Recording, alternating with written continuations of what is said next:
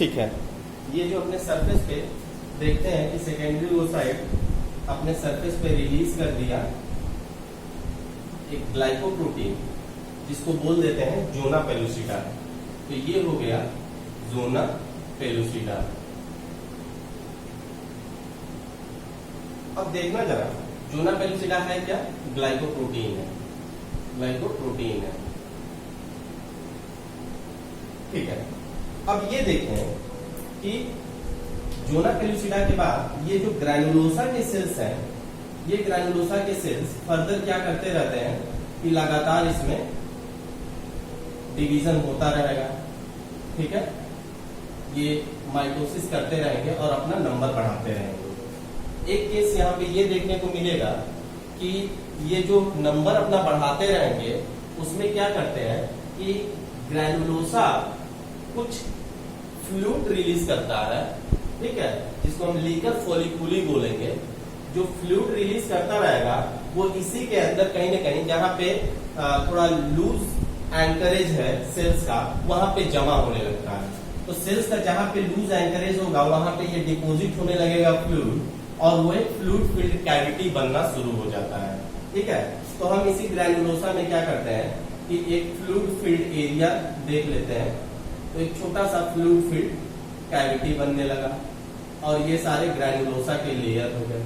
ठीक है, अब हमें पता है ग्रैनुलोसा ये मल्टीपल लेयर है। ठीक है, तो जिसको मैं ऐसे रिप्रेजेंट कर ले रहा हूँ मल्टीपल लेयर से उसको। ठीक है, अब क्या करते हैं कि जो थीका सेल था ये फर्दर क्या करता है कि अपने आप में माइटोसिस करेगा, और माइटोसिस करके सिंगल लेयर पहले था, अब ये डबल लेयर हो जाता है। तो ये थीका का डबल लेयर। ठीक है, जो थीका का 2 लेयर बनेगा इसको हम बोलते हैं थीका एक्सटर्ना और थीका इंटरना।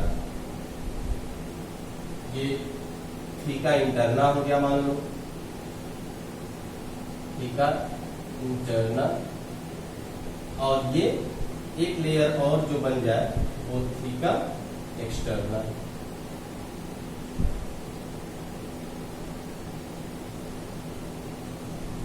तो 2 लेयर ऑफ सेल्स हो गए, थीका इंटरना और थीका एक्सटर्ना। ठीक है, ये दोनों थीका के लेयर हो गए।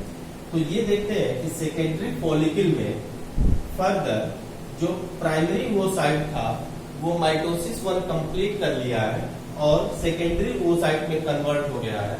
माइटोसिस 1 कंप्लीट करने की वजह से यहाँ पे एक पोलर बॉडी हमको दिख रहा है। दूसरी बात कि जो सेकेंडरी ओसाइट है वो रिलीज करता है कुछ ग्लाइकोप्रोटीन अपने पेरिफेरी में, जिस ग्लाइकोप्रोटीन को हम बोल रहे हैं जोना पेलुसिडा।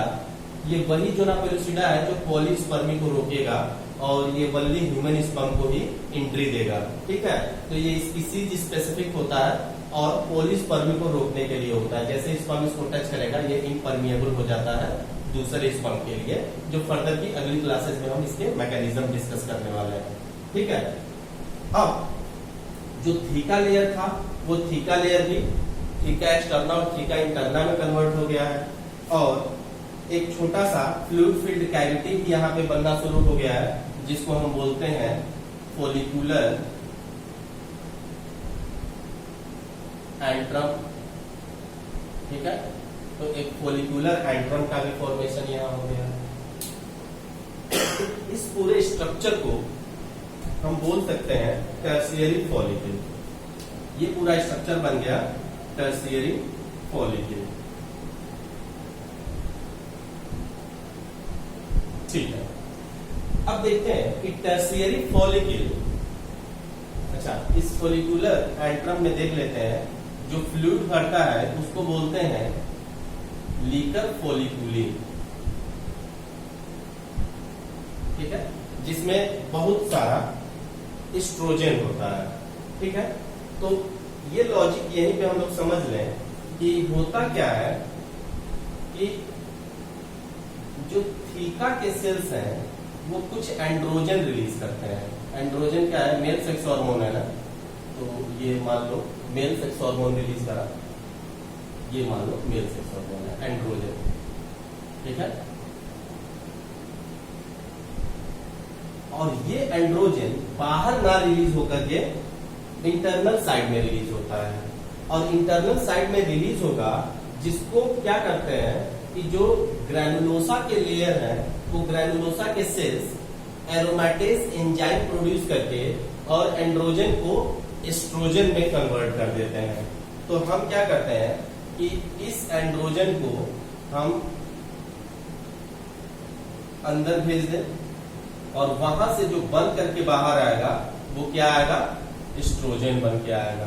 तो एस्ट्रोजन को रिप्रेजेंट करने के लिए ये फीमेल सेक्स हार्मोन है, तो ये सपोज कर लो कि ये फीमेल हो गई, ठीक है। तो ये हो गया एस्ट्रोजन। अब देखना कि इस एस्ट्रोजन का क्या रोल होता है।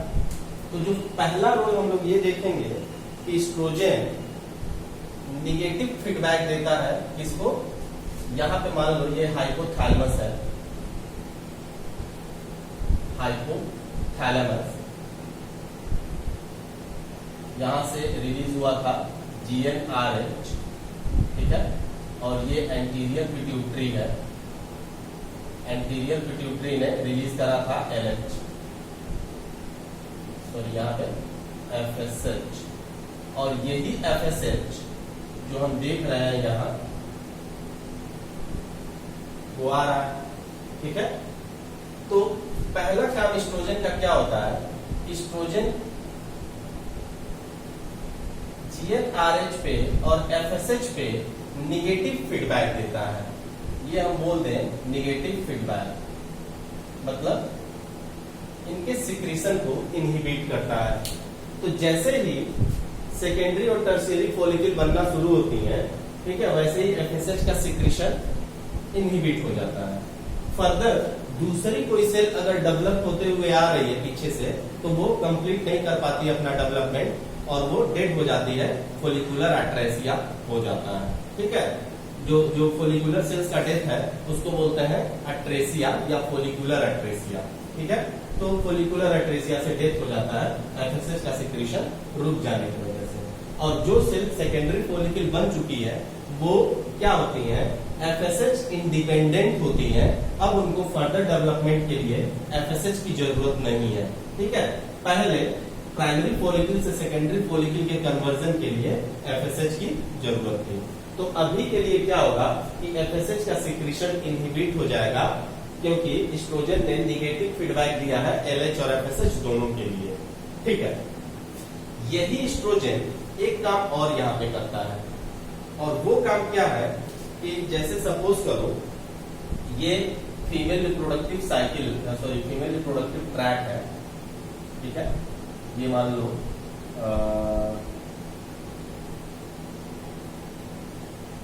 ये सपोज करो फीमेल रिप्रोडक्टिव ट्रैक। अब इस फीमेल रिप्रोडक्टिव ट्रैक में हमें पता है कि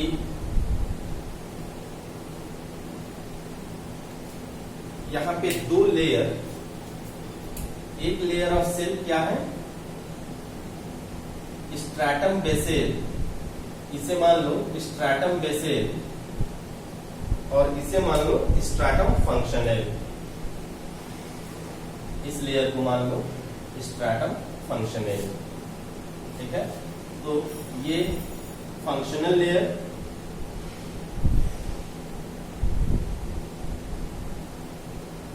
फंक्शनल लेयर, और ये बेसल लेयर,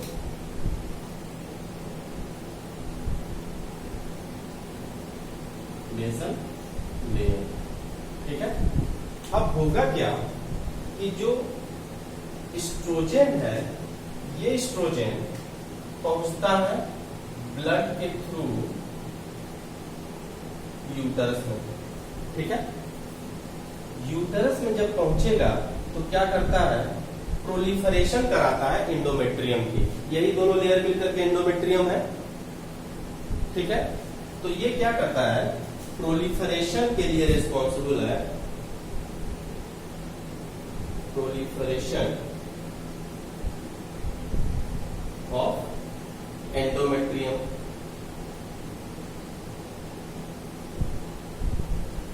ठीक है। इससे क्या हुआ कि एंडोमेट्रियल थिकनेस बढ़ना शुरू हुई, फंक्शनल लेयर जो है एंडोमेट्रियम का वो प्रोलिफरेट होना शुरू हुआ। तो जब प्रोलिफरेट होना शुरू हो जाएगा तो ज्यादा सॉफ्ट हो जाएगा, ठीक है, और ज्यादा कुशनिंग आ जाएगी इस फंक्शनल लेयर में। अब देखना जरा, यहाँ पे जैसे जैसे ये फंक्शनल लेयर ग्रो करता जाता है, इनमें ब्लड वेसल्स भी होती हैं, ठीक है, इसके अंदर बहुत सारी ब्लड वेसल्स भी ग्रो करती हैं। इसके अंदर बहुत सारी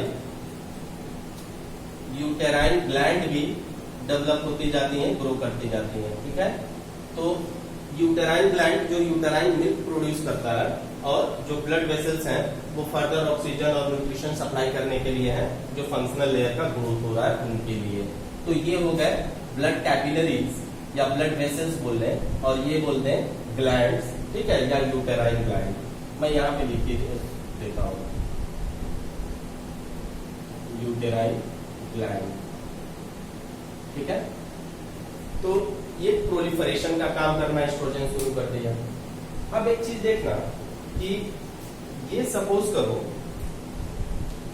कि सर्विक्स है, ये सर्विक्स है ना,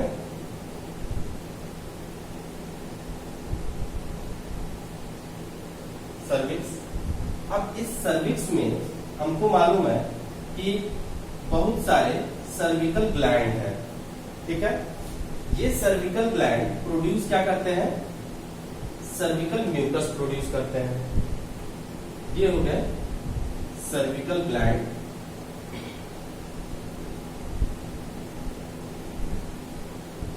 और सर्विकल ग्लैंड का काम है सर्विकल म्यूकस प्रोड्यूस करना। और जो म्यूकस ये प्रोड्यूस करेंगे वो सारा म्यूकस इसी सर्विकल लाइनिंग में, कुछ म्यूकस स्किप करके और वेजाइनल पैसेज में चला जाता है, ठीक है, जहां पे वेजाइनल बैक्टीरिया जो एसिड प्रोड्यूस करेंगे उस एसिड से क्या करता है कि मिक्स होकर के एक एसिडिक म्यूकस प्रोड्यूस बना लेता है वेजाइनल पैसेज में, जो फर्दर फंगल और बाकी पैथोजेनिक प्रोलिफरेशन को इनहिबिट करेगा, ठीक है। हम उसकी बात नहीं कर रहे हैं, वेजाइनल म्यूकस की बात नहीं कर रहे हैं। जो सर्विकल ग्लैंड है जो म्यूकस प्रोड्यूस करेगा, वो म्यूकस क्या होता है कि यहीं पे कंसोलिडेट हो जाता है, और कंसोलिडेट होकर के म्यूकस प्लग का फॉर्मेशन करता है। इस स्ट्रक्चर को बोलते हैं म्यूकस प्लग, ठीक है। ये म्यूकस प्लग क्या होगा कि बाकी सारे टाइम में, रिप्रोडक्टिव साइकिल के बाकी सारे टाइम में ये ज्यादा डेंसर रहता है, ठीक है, ज्यादा स्टिकी रहता है, ठीक है, लेस फ्लूइडी रहेगा।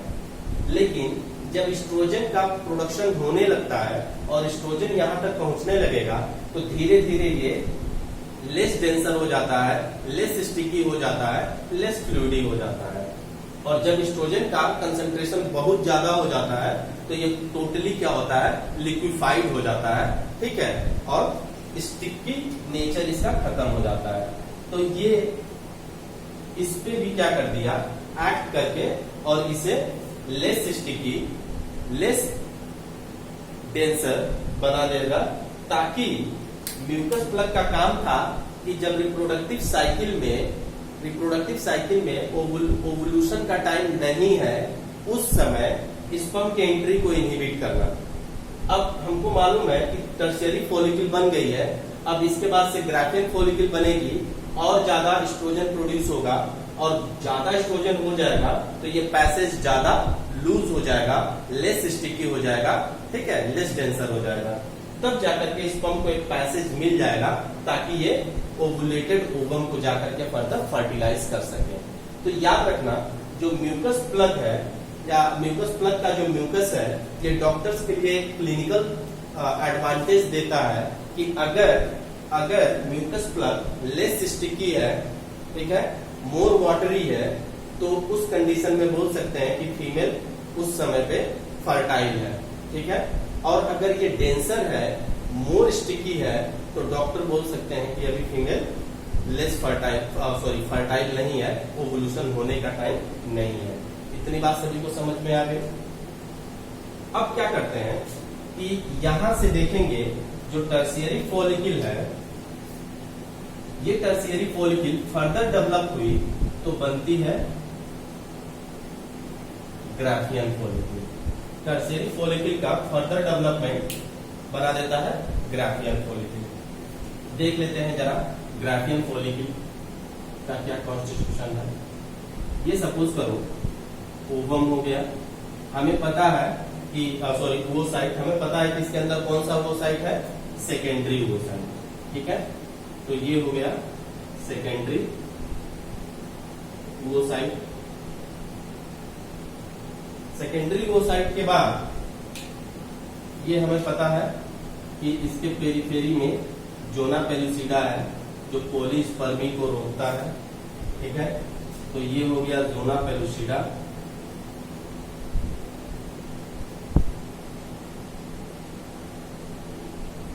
Zona pellucida.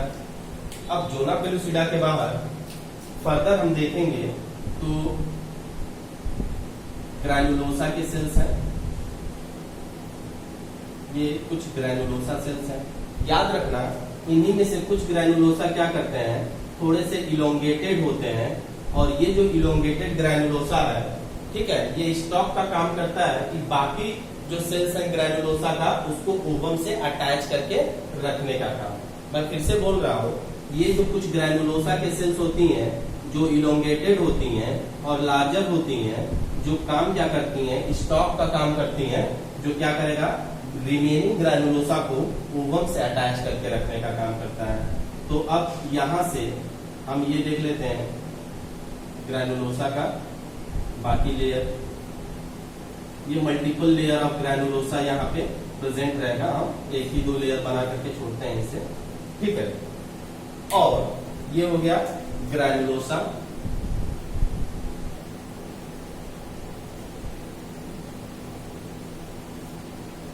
जो सेल्स यहाँ पे इलोंगेटेड सेल्स हैं जो स्टॉक जैसा काम करते थे, उन सेल्स को हम बोलते हैं क्यूमुलस ओफोरस।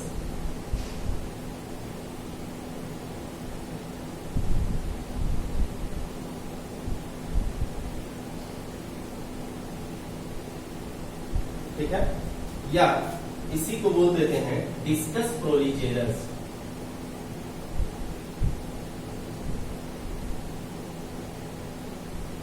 इसे हम बोल दिए डिस्कस प्रोलीजेरस। अब देखेंगे ये फॉलिकुलर एंट्रम है, ठीक है, हमने पहले देख लिया है। इस फॉलिकुलर एंट्रम में लीकर फॉलिकुली भरा हुआ है। जो एस्ट्रोजन प्रोड्यूस हो रहा है इन फॉलिकल से, वो सारा एस्ट्रोजन यहाँ पे डिपोजिट होता जा रहा है। इसके बाहर का जो लेयर है वो क्या है, थीका इंटरना। ये हो गया थीका इंटरना, और इसके बाहर हो गया थीका एक्सटर्ना। ये दोनों थीका के लेयर्स, ठीक है। हम नेमिंग नहीं करने जा रहे हैं क्योंकि नेमिंग पहले कर चुके हैं यहाँ पे, ठीक है, या फिर कर ही लेते हैं किसी को कंफ्यूजन ना हो, ठीक है। ये थीका इंटरना और theca externa, theca interna and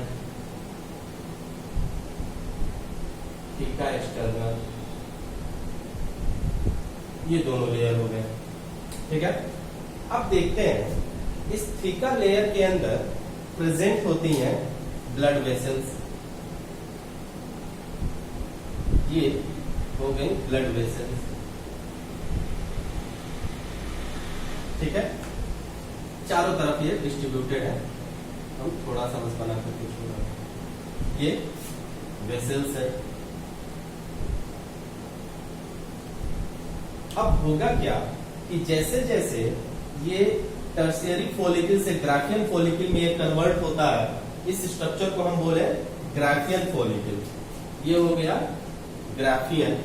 इसे मैं कहाँ रिप्रेजेंट करूं, यहां पे मान लो